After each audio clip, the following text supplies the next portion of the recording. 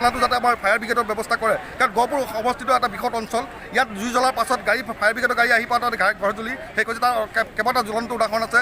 যোৱা বছৰ গৰুমাৰীত এখন গাঁও জ্বলি ধ্বংস হৈ গ'ল, ঘৰ জ্বলি ধ্বংস হৈ গ'ল, তাৰ পাছত ফায়াৰ ব্ৰিগেড আহি পাইছে। আমি মহকুমা অধিপতি মণ্ডলৰ জৰিয়তে আমি এটা অনুৰোধ জনাব বিচাৰিছোঁ যাতে আমাৰ ঘাইগাঁও আউটপোষ্ট আৰু হেলামত PSCটো যাতে এখনকৈ আমাৰ ফায়াৰ ব্ৰিগেডৰ গাড়ী ৰাখে, পানী দি মৰা গাড়ী ৰাখে, তাৰ বাবে আমি অনুৰোধ জনাইছোঁ আপোনাৰ চেনেলৰ জৰিয়তে।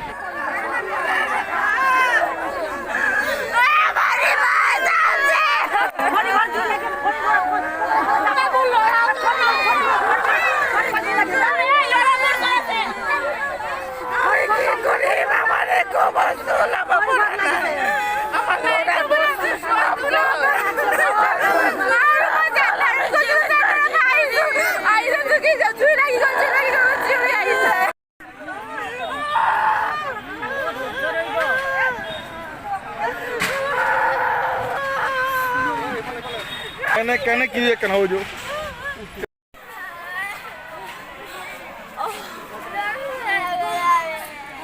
पानी आने दे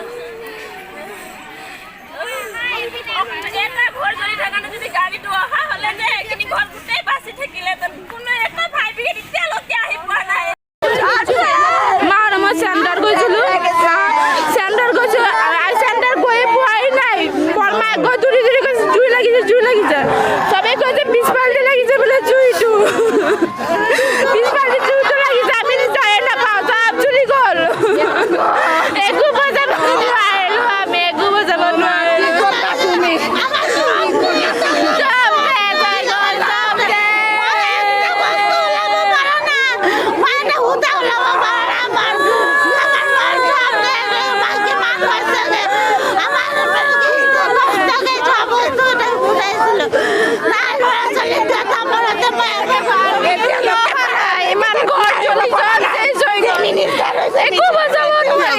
প্ৰশ্ন লাগে আপোনালোকৰ মাজত মই কৈছোঁ ফায়াৰ ব্ৰিগেড ক'ত গ'ল? 5টা পৰিয়াল ধ্বংস হৈ গ'ল।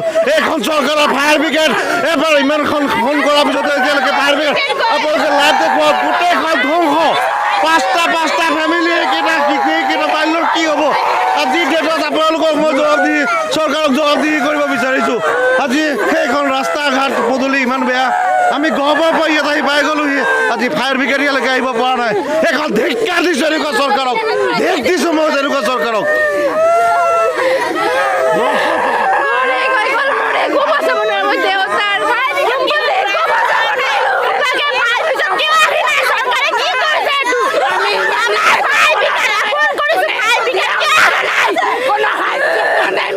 আমি কষ্ট কৰি ওলাইছিলো এইবিলাক বস্তু আমি কষ্ট কৰি কৰিছো